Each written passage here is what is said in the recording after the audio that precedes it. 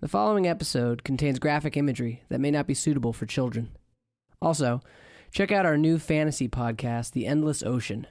You can subscribe on Apple Podcasts, Spotify, or wherever you get your podcasts. And now, Episode 5 of Season 2. Animals, Part 1.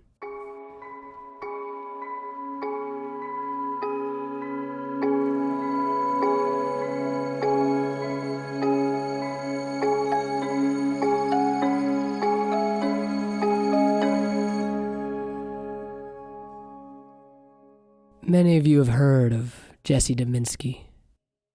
She's been in the news quite a lot lately, with each new story depicting her differently. Depending on what news source you read, Jesse is a hero, a villain, a deviant, or a psychopath. In fact, each story was so disparate in their portrayal of Jesse that I wondered if any had actually bothered contacting her. So, without asking my producers, I sent Jesse a message, asking for a chance to tell a different side of the story. Hers. I did not expect a response. After all, interviewing a woman on death row is difficult. But she did respond. A week after Jesse's death, I received a letter. Apparently, Jesse finished writing it mere minutes before her final walk. The following 2 episodes are not meant to clear her name, as Jesse herself pleaded guilty on all charges. They are simply here to show a woman as she was, instead of who we preferred her to be.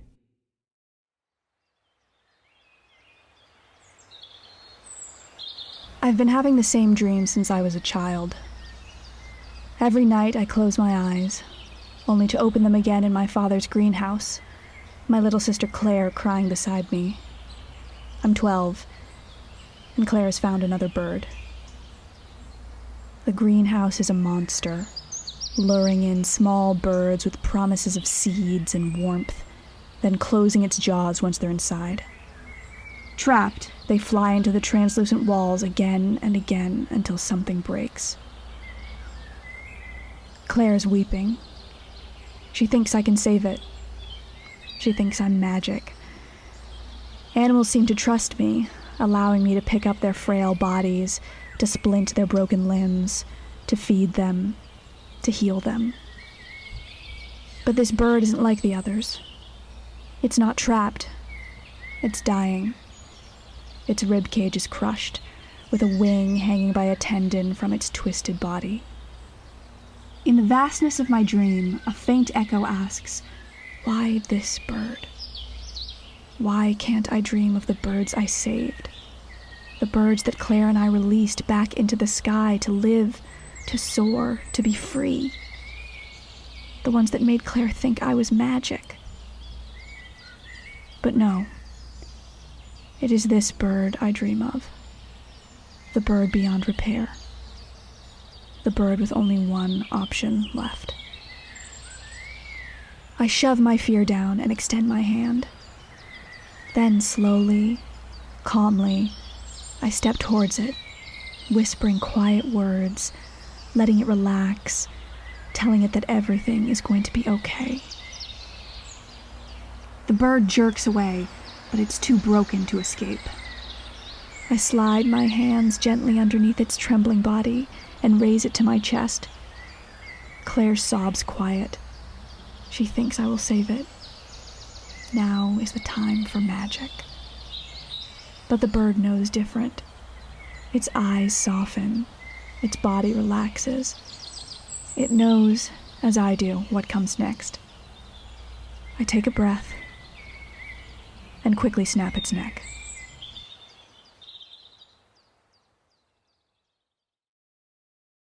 Every night the dream returns. So familiar I can remember every beat even while awake. I remember the smell of the greenhouse, Claire's racking sobs, and the bird's brittle neck better than what I had for breakfast yesterday morning. It's always there in the back of my mind, ever present, like a sore I can't help but tongue. I was having the dream on the night it all started. The call came in at 3 a.m. I could hear Cranston's semi-truck voice on the other line. They needed me in the field. They found a body. I groaned, asking if he could call my assistant Benji in for cleanup. I had an early morning meeting. Cranston's silence prayed for patience. Then he spoke, even and firm. No, we need you. Do your job.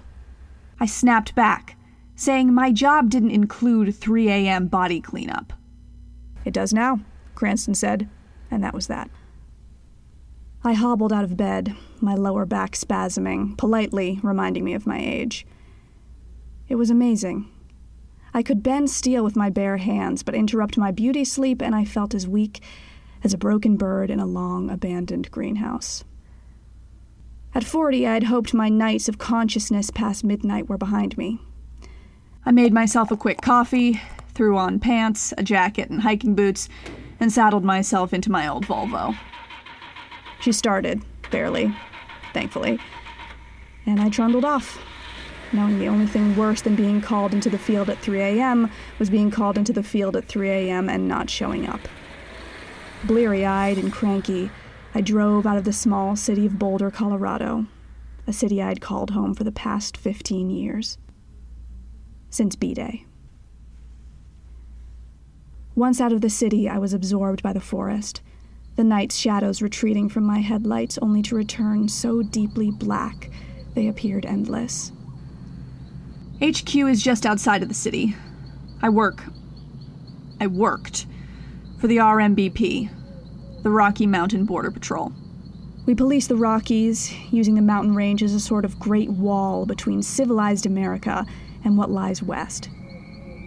The RMBP are often seen as heroes, battling the monstrous LA Union or the outlaw cowboys of the New West.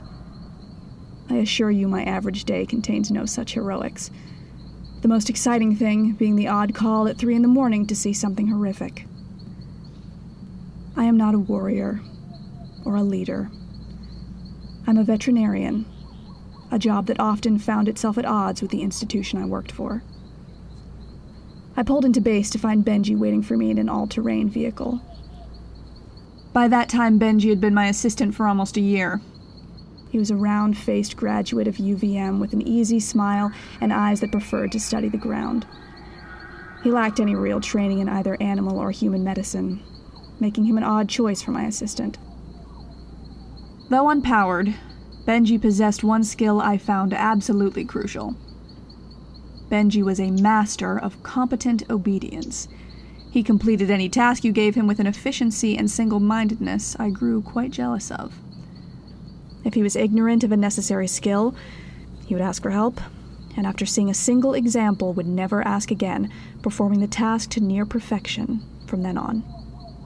He was a perfect assistant, and I knew when I called him just before setting out for HQ that he would be waiting at base with another cup of coffee and none of the late-night crankiness I brought with me. And sure enough, there he was.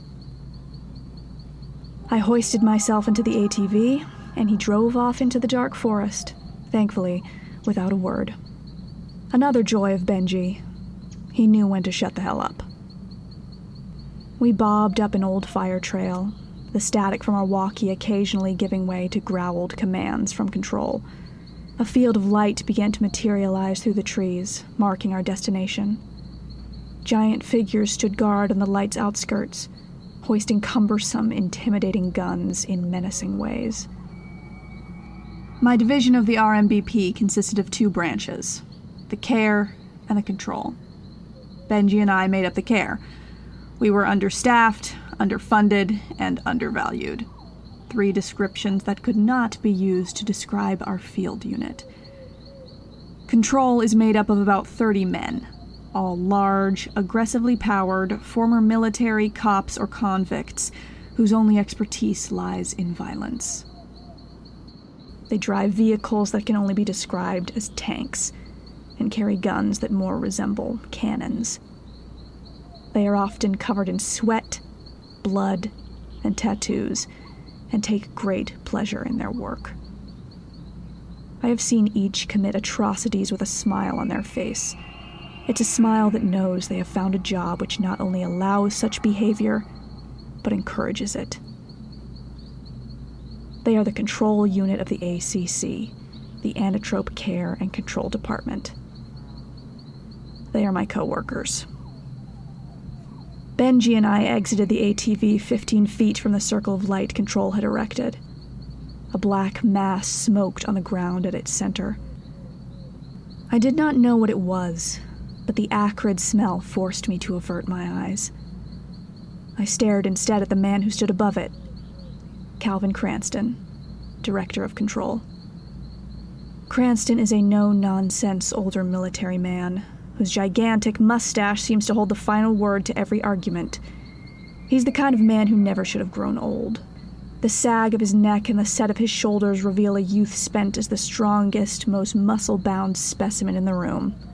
A giant, dirty, hairy revolver strapped to his side at all times compensates for what he's lost. I often caught him staring into the middle distance, most likely picturing an old battle, a lost comrade, or a bullet that so unfortunately missed him. I flashed my ID to one of his subordinates, and Benji and I were reluctantly led into the circle of light. It was an indifference I'd become accustomed to. Control has always deemed care to be an unnecessary detriment, mostly because our job is to save and study, while their job is simply to kill. The mood around the circle was cheery, with several men openly laughing and joking. Cranston, however, was somber and professional. He is a brute, but one that presses his ties and trims any disobedient hair from his mustache with extreme prejudice. What lay at his feet, however, seemed to have shaken even him. It was an anatrope, or at least, what remained of an anatrope. I gagged and covered my face with my sleeve. As veterinarian of the ACC, I have seen many a dead anatrope. In fact, Control is so merciless it's fair to say I have seen more dead anatropes than live ones. But I have never seen a body like that. You could barely classify it as a body at all. The skin was missing, cut away in vicious, jagged slices with what I could only assume was a butter knife. Eyes had been gouged out, and the teeth were gone as well, ripped from its mouth so viciously some of its jaw had gone with it. Its stomach had been split open, and what insides remained were strewn across the ground, pointing towards me in an almost accusatory way. I stumbled away from it and out of the circle of light. I leaned against a tree and vomited up my dinner. I wanted the night to consume the thing, to wash it away, to make it never to have existed. This was not the way things were supposed to be. Anatropes, animorphs, werepeople, metamammals, whatever you want to call them, were once human. But on B-Day, where I gained great strength and others learned to fly, those unfortunate enough to become anatropes lost their humanity. Their limbs contorted, their minds devolved, and where once stood a friend, a husband, a child, a sister, now stood a creature, mind red with pain. Ranked as the 10th most common post-B-Day superpower, anatropes numbered in the hundreds of thousands by the end of B-Day, their population only swelling as they began to mate. With the growing number of unquantifiable species threatening to overwhelm what little society we had left, many burgeoning new governments began to herd their anatropes into the wilderness, where they could do little harm to themselves or to normal people. The largest anatrope wilderness in North America is the Rocky Mountains. The Anatrope Care and Control Department is tasked with the protection and regulation of the many anatrope packs that roam these woods. It is a responsibility that Control takes very seriously. A hand rested on my back. It was Benji, mumbling something that sounded supportive, but I couldn't hear him. Not over the laughter. There were 2 members of Control standing just 10 feet from me. One had closed his eyes, covered his teeth with his lips, and was mewling in mock pain. The other was crying tears of laughter. anger, and petulance revved my mind into gear. Pelt, eyes, teeth, assorted organs. Everything an enterprising individual with zero empathy and a need for cash could leverage on the black market. No two anatropes are the same, after all. In my time at the RMBP, I had found anatropes belonging to almost every genus in the kingdom Animalia. There were canine, feline, lupine, mollusks, insects, avian, reptilian, and those were the ones we recognized.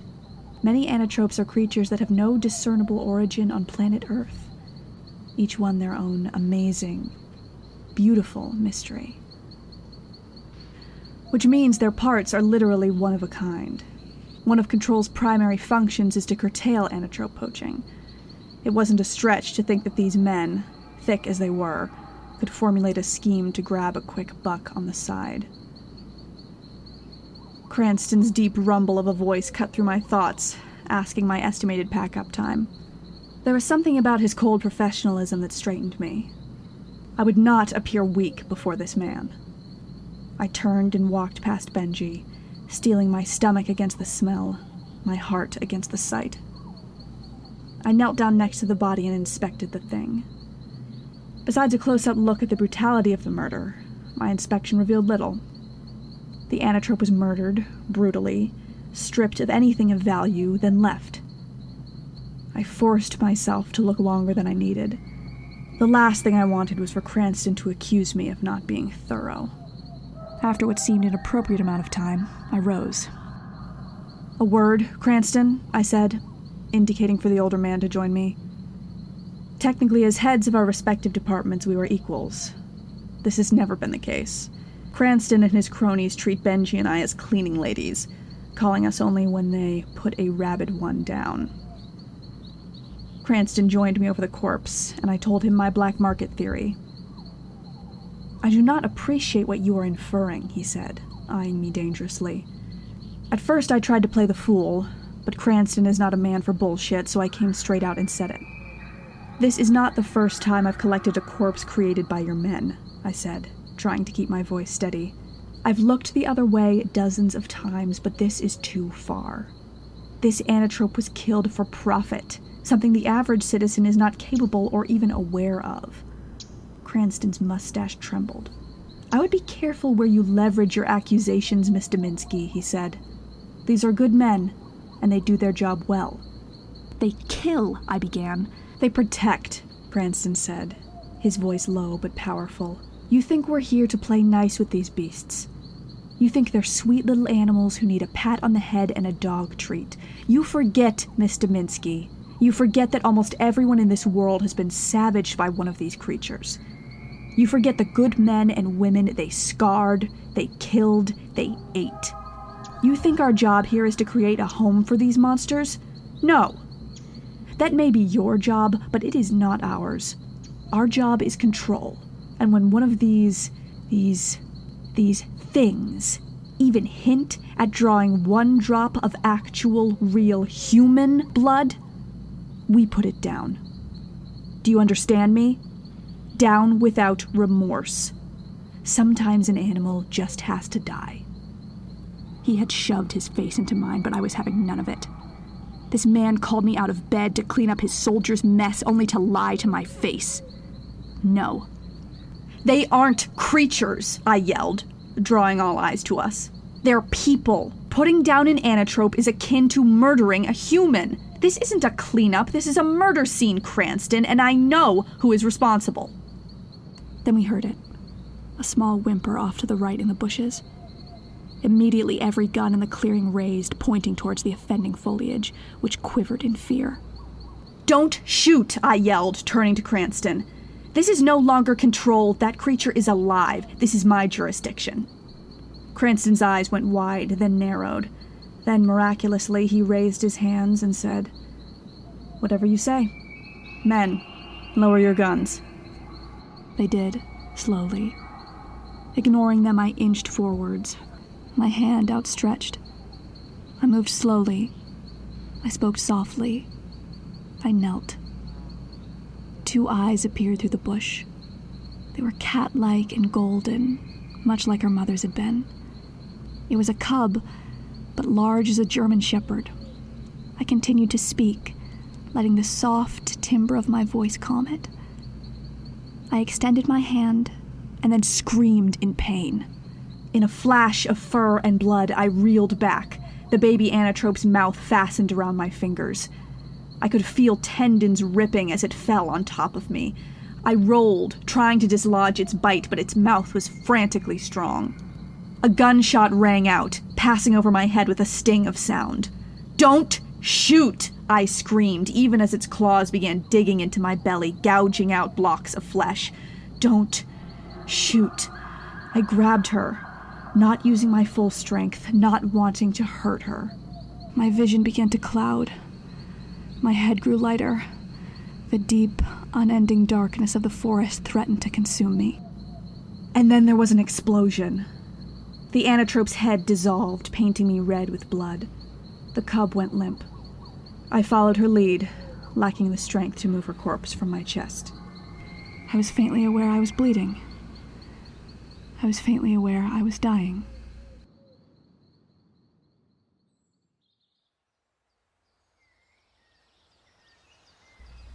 I woke. A week later, in a hospital bed, alone. The cuts in my sides were healing well.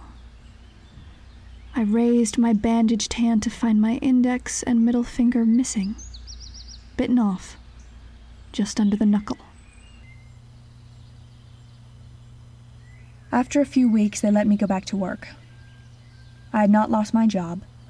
In fact, Art Cheney, my boss and head of the ACC, had not even bothered to bring in an interim director of care. Instead, he just let Benji, loyal, unqualified Benji, take over my duties. I found him in the operation room when I returned, standing over a body. My heart stopped. For a moment, I thought it was the same body we had found on the night I lost my fingers. Things tend to look the same when they lack skin. But that was impossible. A month had passed. The body was long overdue for processing. I caught my breath as the cold truth of reality made itself clear. This wasn't the same body. It was another body.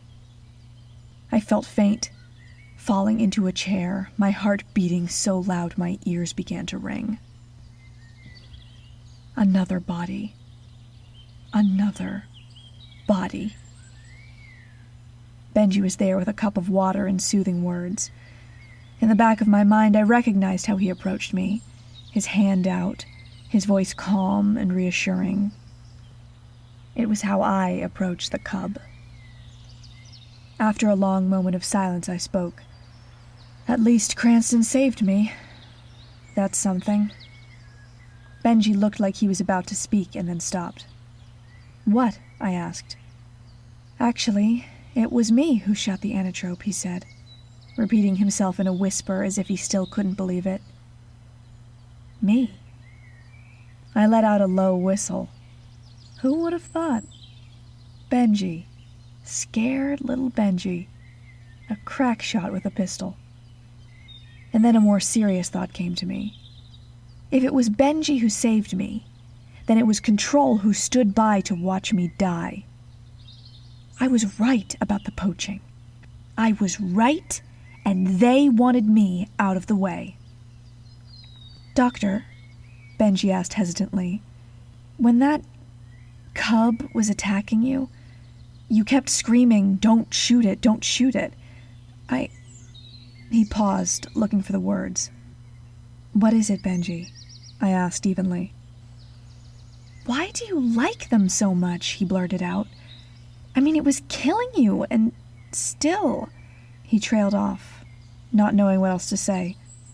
I looked at him for a long moment, wondering why he applied to be my assistant. Why did he want to work with anatropes? There must be a reason. Everyone had a reason, including me. I sighed. The boy had saved my life after all. Maybe he deserved the truth. So I told him.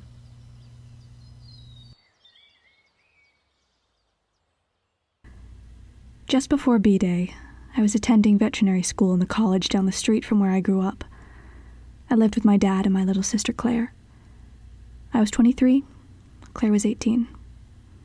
We were sitting around the table with Dad, eating dinner when it happened. When B-Day hit. I remember Claire screamed. Fur sprouted from her skin, teeth extended into fangs, her spine elongated, her nose stretched into a snout. Her body changed so fast it ripped her skin apart. Her scream turned into a shriek.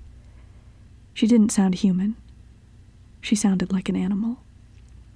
After only a few moments, my sister was gone, and in her place stood an 8-foot-tall lycanthrope, fur coated in her own blood, eyes bulging with fear and pain, looking for an escape. I knew that look. I remembered it from my dreams. But my father didn't. He yelled and threw his cup at Claire, striking her right between her golden eyes. I tried to stop him, but it was too late. Claire was scared, in pain. She was being attacked and reacted the way all animals do when they are attacked. Fight or flight.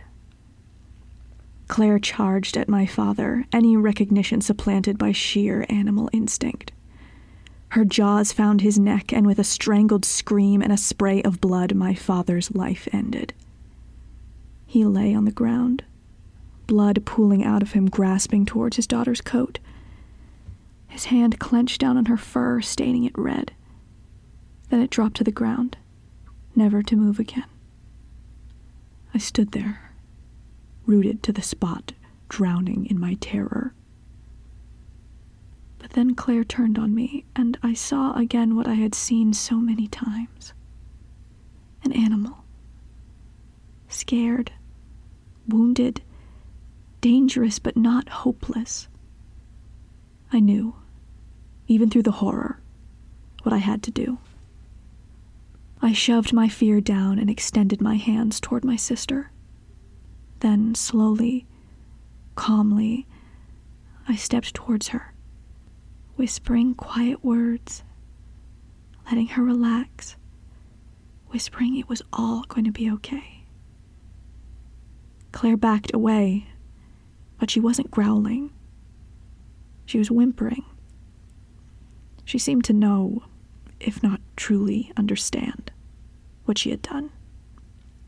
I knelt, my face just inches from her blood-soaked muzzle. I wanted to run. I wanted to attack. I wanted to cry, but I didn't. I just sat there, talking to my sister. Eventually she lay down, even nuzzling me tenderly as if to say, "I'm sorry." But I knew already. I knew. She didn't have to say anything. We buried Dad that evening, had a little ceremony in the backyard. After we were done, Claire sat next to his grave and howled. A moment later, from the darkness of the woods, another howl joined her, and then another, and another, and another. I sat off in the shadows, crying, listening to this strange song of a new species. For the next few weeks, Claire never left my side, padding next to me wherever I went, scaring off looters with growls and barks. My favorite times were at night, when she would curl around me, providing warmth and safety for the first time since B-Day. But then I would wake and she would be gone, joining the song of her brethren, howling into the night. And then, one night, Claire loped into my room, her eyes big and sad, whimpering. She was apologizing. She was leaving. I hugged her to me and opened the door. She rushed out into the night, running off to join a pack in the mountains. As I watched her go, I cried. I had known she would leave, maybe since the first day she changed, but that didn't help. I missed my sister.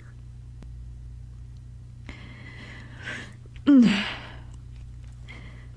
I graduated, I joined the Rocky Mountain Border Patrol. I had heard of anatrope poaching and wanted to protect them. I hoped I would find Claire one day. Hoped I could hug her. Hoped that I could protect her as she protected me. As I finished my story, I looked past Benji to the anatrope corpse lying on the table. Was it Claire? I couldn't say. The killer had removed anything I could recognize her with. I was tired and bid Benji goodnight. As I drove home, I hoped to never see another body like that again. But just 2 weeks later, at 3 a.m., I received a call from Cranston. They had found another body.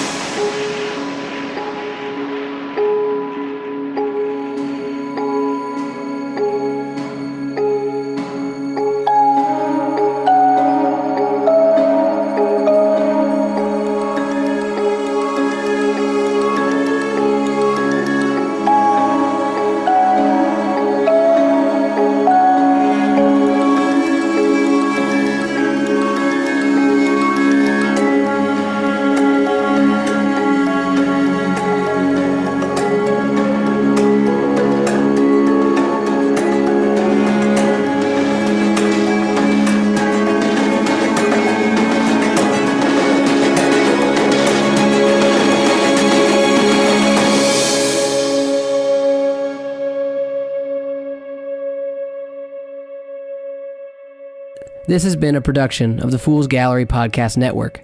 Animals was written and directed by Keenan Ellis and performed by Elizabeth Seeley. Background sound composed by Sword Coast Soundscapes. Check back in next week for Animals Part 2. And once again, subscribe to our new fantasy podcast, The Endless Ocean, which follows the ship, the Alabaster Queen, as it sails into an unexplored, haunted, and dangerous ocean. The crew of the Queen will travel beyond the edge of the world, where gods, humans, and creatures of unknown magic and origin vie for survival on the tide.